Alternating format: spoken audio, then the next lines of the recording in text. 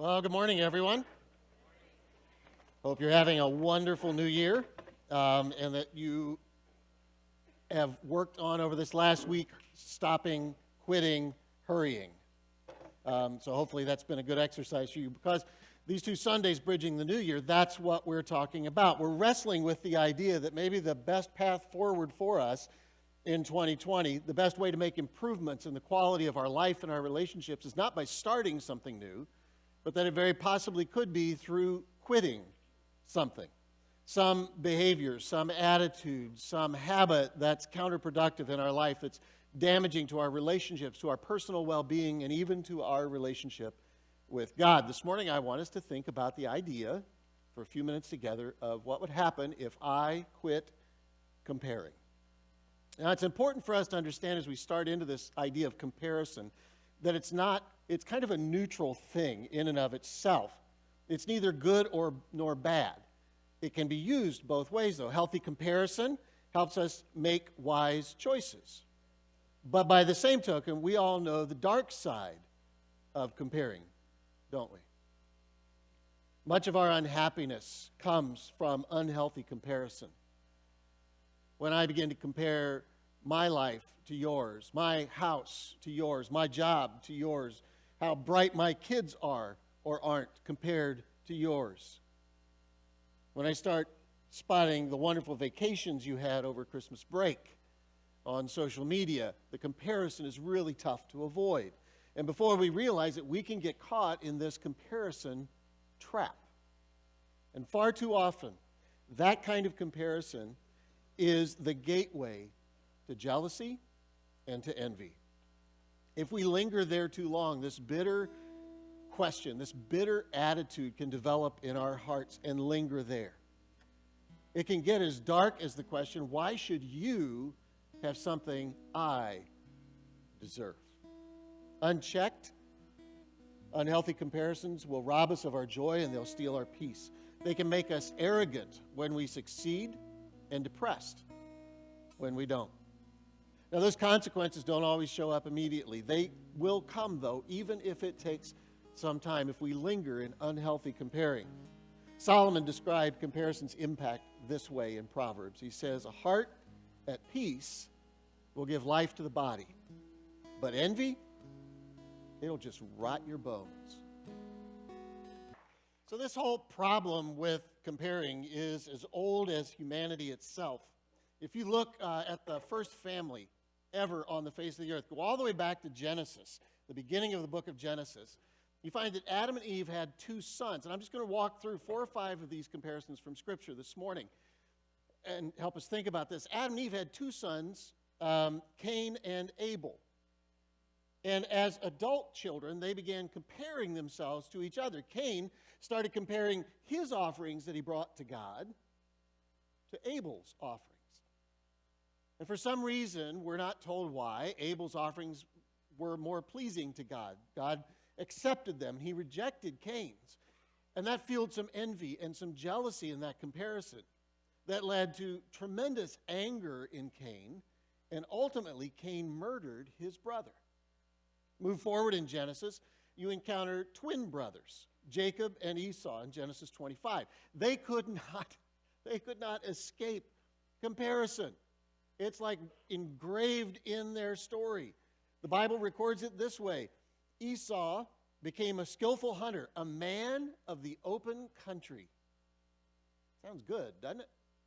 What did he say about Esau? And, but Jacob was content to stay at home among the tents. What kind of a description is that, right? Which would you rather be? Jacob, who was a man of the open country, or Esau, who just hangs out in his tent? Even their parents fueled this comparison. Isaac and Rebekah were the parents.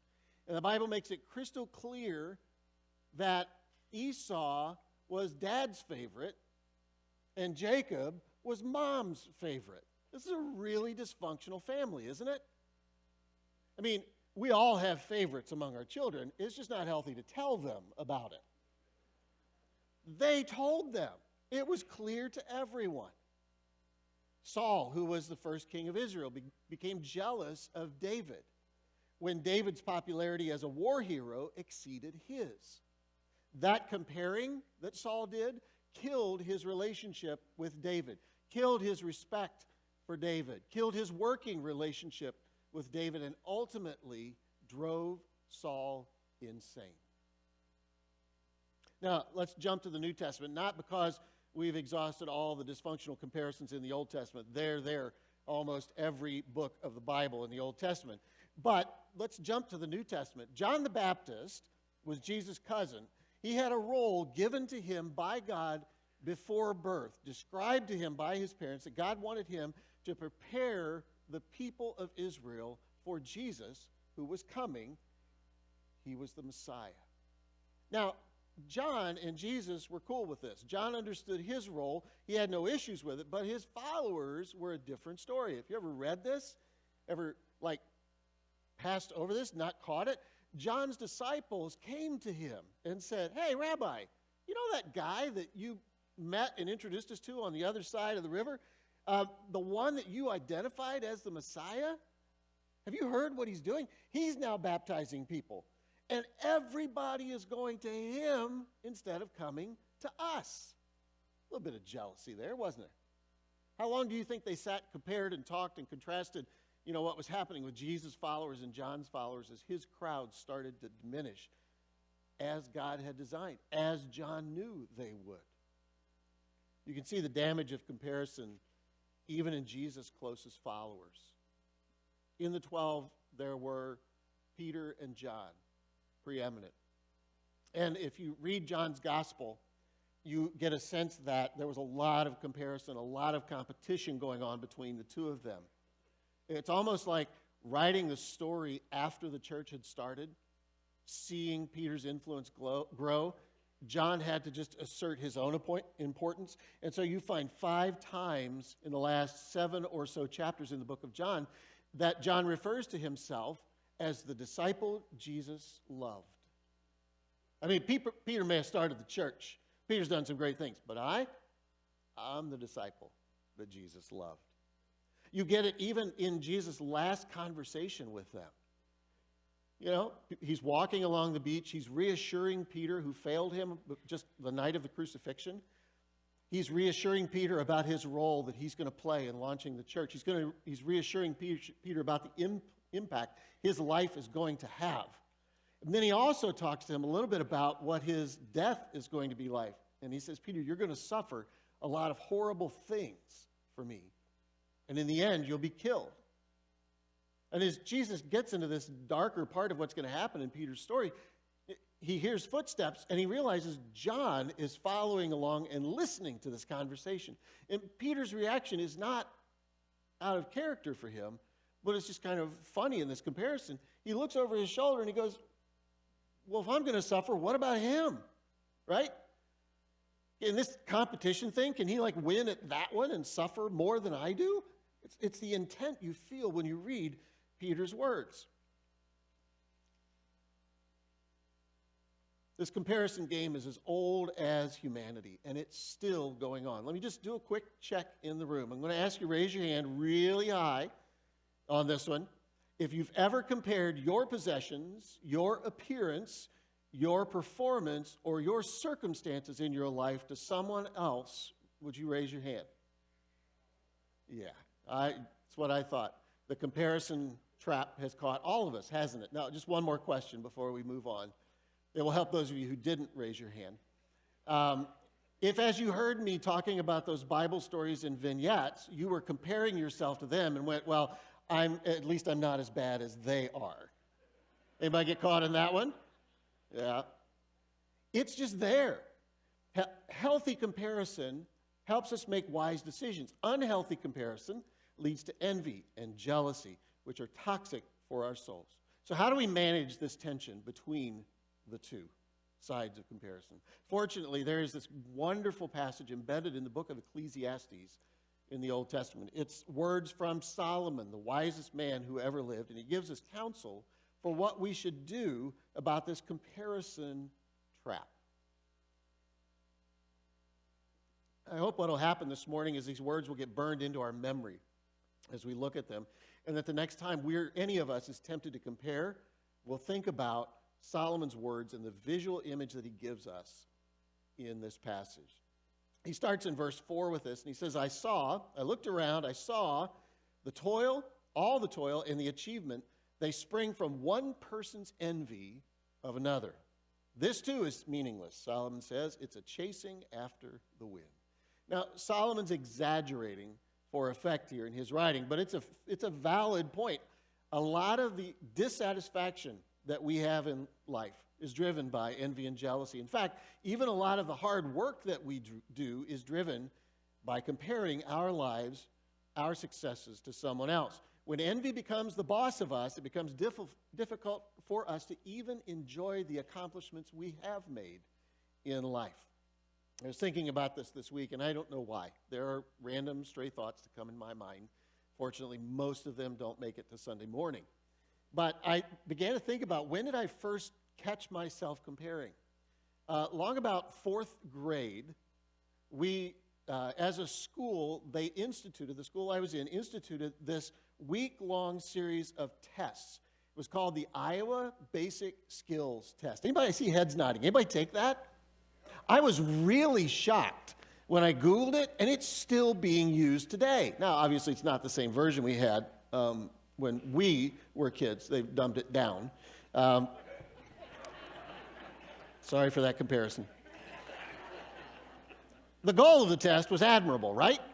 They wanted to identify students or classrooms or even whole schools that were struggling and needed help in some of the core disciplines of language arts, reading, math, science, and social sciences. And so we would have tests, 5 days, day-long tests on each one of these areas.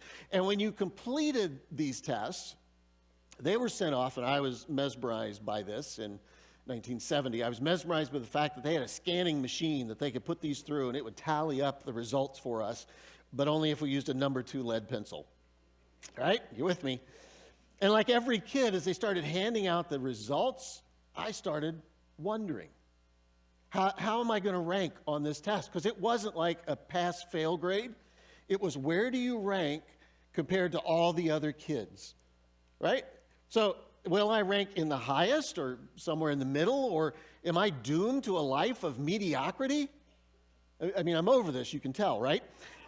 They were tension-filled moments as the teacher called your name and you came up and got this sealed envelope that had your test results in it. How will I do compared to those kids in Iowa? Which was what my 10-year-old brain thought the test was about. And then quickly went to, and is it really the best choice to use the people of Iowa as our gauge of success? Now, seriously, the test was in itself an exercise in comparison. Will I rank higher than other people, other kids in my class, schools in the area and in the nation? When we got them, we weren't really ashamed of them, at least the friends I hung around with weren't, and we would compare our scores to each other, see who was better at one thing and who was worse at one thing, who had bragging rights. C.S. Lewis nailed that kind of logic in comparison with these words. He wrote, "We say that people are proud of being rich or clever or good-looking, but they're really not. They're proud of being richer or cleverer or better-looking than others. If everyone became equally rich or good-looking, there would be nothing to be proud about." That's fascinating insight into this whole struggle with comparing. Solomon says, a life driven by comparison, by envy, by jealousy is meaningless. It's like chasing the wind. That was an idiom in Solomon's day for something that was foolish and really was unreachable. Do that, Solomon says, and we will never, ever know peace and contentment in our hearts. But Solomon's not done. After he warns about being driven by unhealthy comparison, he also rolls out a caution against defaulting to what is the other side of comparison. Solomon says, fools fold their hands and ruin themselves. Solomon says, look, it's not a bad thing to work hard. In fact, Solomon built more buildings, amassed more wealth, amassed more objects than any other king in Israel through his work. But he says, I'm not against hard work, but only a fool is going to fold their hands and sit back and wait for life to collapse around them. He's not endorsing a half-hearted effort when he talks about chasing the wind. He's not saying we can quit or give up when things get tough in our lives. Solomon is in fact advocating for a healthy middle ground between those two, between being lazy and chasing the wind. That middle ground isn't found by being passive. It's not found by doing less than our best. It's not about being unproductive. It's not about being lazy. But by the same token, it's not about stressing ourselves out and trying to be something we're not. Trying to do something God called us to do. Chasing an unrealistic goal. An image you have in your head of what your life should have been like by this point. And then I love the way that Solomon anchors this idea in our minds with this beautiful word picture about the kind of life God desires for us. He says, better one handful of tranquility than two handfuls with toil and chasing after the wind. Isn't that beautiful? Tranquility is an old word. We don't use it much anymore. But what it comes down to is contentment, satisfaction. Tranquility is a place where we know we've done our very best. And whatever happens, we can lay our head on the pillow at night and sleep peacefully. We gave our best. We left it all on the field. Given all the circumstances in our life, all the pressures around us, I did my best. And then in that moment, to be satisfied. Because even if it means you have less, less is more when it leads to peace in our heart. Less is better with peace than it is to be a grasping, striving, pretending kind of person. Solomon challenges us in these simple words to think deeply about our lives, to think about the choices we make. There's a huge difference between other people's success inspiring us and letting other people's success beat us up because we're not what they are. And if comparison makes us feel worthless and demoralized, if it leaves us jealous of what someone else has or has achieved, we have definitely moved from healthy comparison to envy and jealousy. I think it's harder today than it's ever been to avoid this unhealthy comparing. Social media encourages us to post cleaned up, sanitized versions of our life. To only post our best days, not our worst. And I'll confess what I think is something we all do. If somebody is only posting negativity, only posting their worst days, if they've managed to string a worst day into a worst month or a worst year, I unfollow them for a while. But the other side of that is just as bad. When we start to post cleaned up, sanitized versions of our life. Only our best days, not our worst. Only our successes, not our struggles. When we post about a great day with the family, and we wouldn't be equally as honest about the tense argument we just had with our spouse or our kid. Now, I'm not advocating that we put everything out there on social media. I just want us to realize how damaging it is to do unhealthy comparison to the raw reality of our own life, the raw reality we're living in, and compare that with a highly fictionalized, sanitized, and touched up version of lives that we see on social media. What we have to wrestle with in that moment is, are we enjoying Are we appreciating? Are we grateful for what we have already in this life? And I would just advocate to you this morning, if social media is taking you down an unhealthy path, take a break. I'm taking a break from Facebook for 30 days. I just decided January 2nd started. I'm staying off of it. Unless I need to find out how to reach you, I'm staying off of it. It just got unhealthy for me. And I'm not saying I'm going to quit it forever. I'm just taking a break just to see. I'm unfollowing Facebook. Because sometimes we can find ourselves in a place where we're giving up one hand of tranquility, a life that's really good, really rich, really full. It may not look like the two hands that somebody else has, but if we're there and we have peace, don't give that up to chase the wind.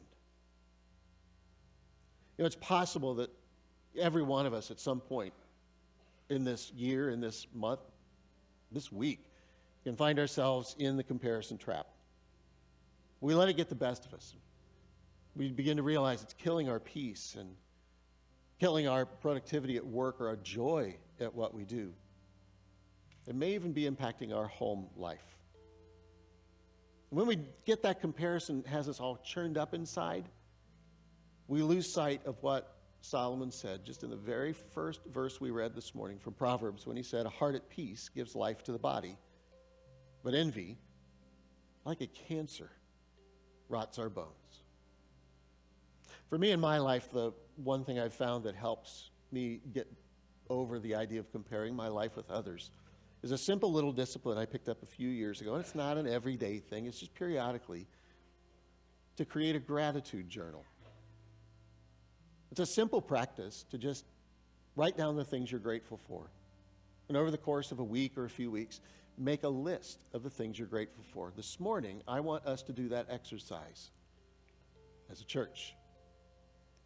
Because we're all prone to comparing, I'm going to ask you to do it alone, not with someone near you. And I'm going to ask you not to look over at their list to see if it's longer or shorter. Don't compare. But I want you to find somewhere you can write. There's something helpful about writing, not just thinking. So grab the program, find a space on it, grab a pen from the chair back and write.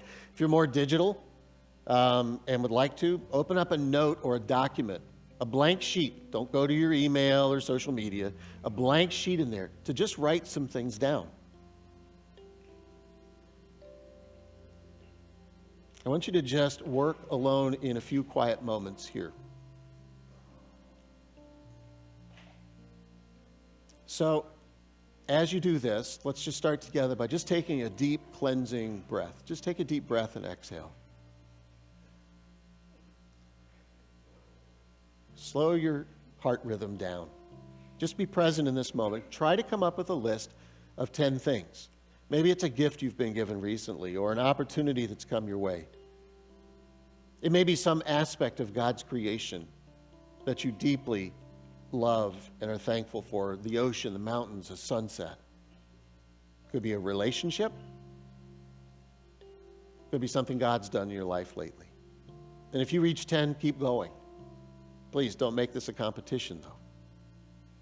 Just keep going and adding to your list. While the music plays, let me give you some time to think about what you're grateful for.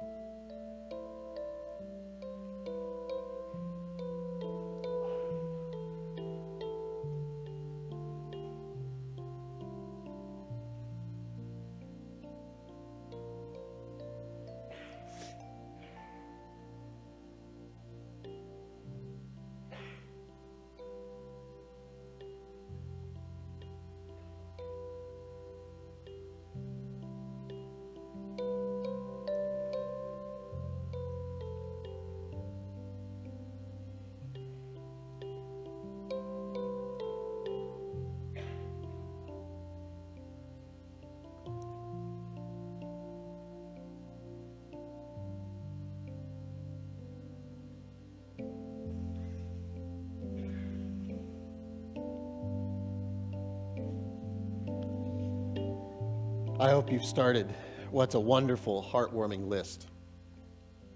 I went back, I reviewed my most recent gratitude list, amended it this week, added some things. There's just a few of the things I'm grateful for. Top of the list, God's grace in my life. Pretty close to that is my 15-month-old grandson, Avery, his laughter. I'm just so thankful for that. I'm grateful for fresh fall and snow in December. I'm not grateful in January and February.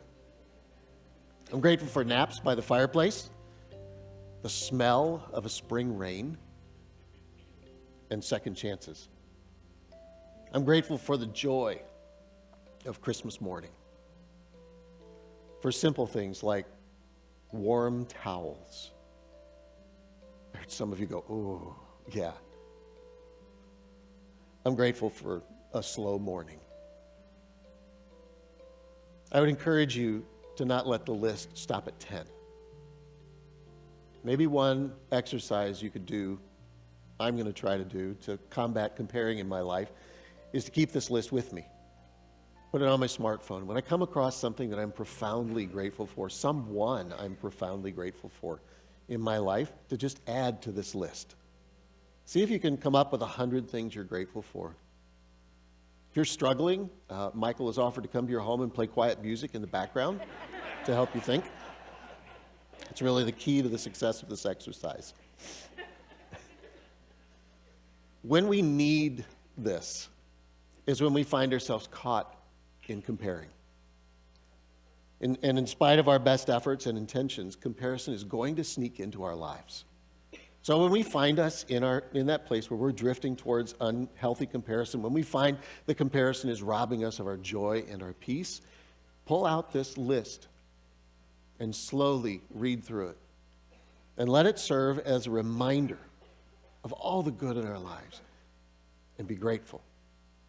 Because gratitude will clarify our focus. Gratitude will break through our feelings of insecurity or envy or discontent. Gratitude will draw our focus to what we already have, how much we already have, rather than what we don't. And it drowns out the temptation that we have to compare our life, our work, our family, our children to anyone else. Gratitude is the antidote. It helps us celebrate other people's accomplishments rather than envy them. It helps us be inspired by their stories. And when in our lives gratitude is replaced, when comparing is replaced with gratitude, our hearts will be filled with the peace that Solomon describes. A peace, he said, that will give life to our weary bones.